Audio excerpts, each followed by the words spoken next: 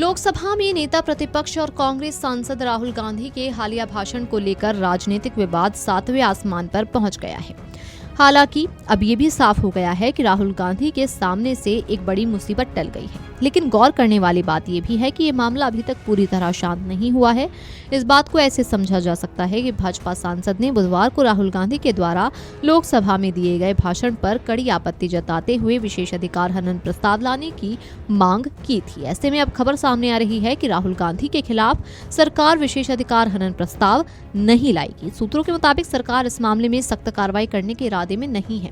हालांकि बताया जा रहा है कि राहुल गांधी ने बुधवार को लोकसभा में जो भाषण दिया था उसमें कही गई कुछ बातें और आरोप प्रमाणित नहीं थे। ऐसे में संभावना इस बात की तेज हो गई है कि राहुल गांधी के लोकसभा में दिए गए भाषण के कुछ अंश सदन की कार्रवाई से हटाए जा सकते हैं। दरअसल भाजपा ने राहुल गांधी के भाषण में कुछ हिस्सों को लेकर आपत्ति जताई है। पार्टी के चीफ व्हिप संजय जायसवाल ने बजट चर्चा के दौरान राहुल गांधी द्वारा कही गई कुछ बातों को लोकसभा की कार्रवाई से हटाने का औपचारिक नोटिस दिया है।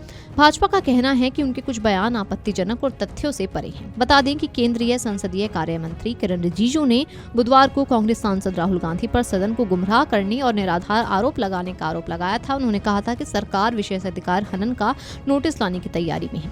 रिजिजू के मुताबिक संसद में किसी भी गंभीर आरोप के लिए नियमों और प्रमाणों का पालन अनिवार्य है। ऐसे में अब खबर सामने आ रही है कि राहुल गांधी के खिलाफ सरकार विशेष अधिकार हनन प्रस्ताव नहीं लाएगी, लेकिन भाजपा सांसद निशिकांत दुबे ने राहुल गांधी के खिलाफ एक अलग मूल प्रस्ताव दायर किया है।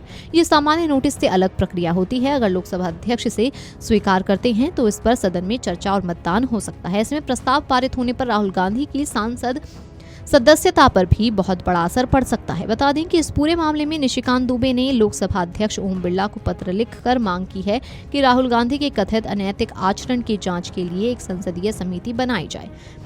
उन्होंने ये भी कहा कि जरूरत पड़ने पर राहुल गांधी की सदस्यता खत्म करने पर विचार किया जाए। भाजपा सांसद निशिकांत का आरोप है कि राहुल गांधी ने संसद के अंदर और बाहर ऐसे बयान दिए हैं जिससे देश की एकता और संस्थाओं की गरिमा को ठेस पहुंची है।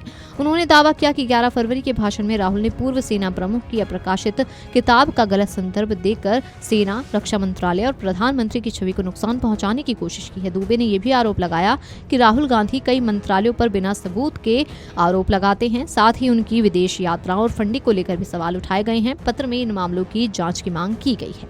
Video desk amarujala.com।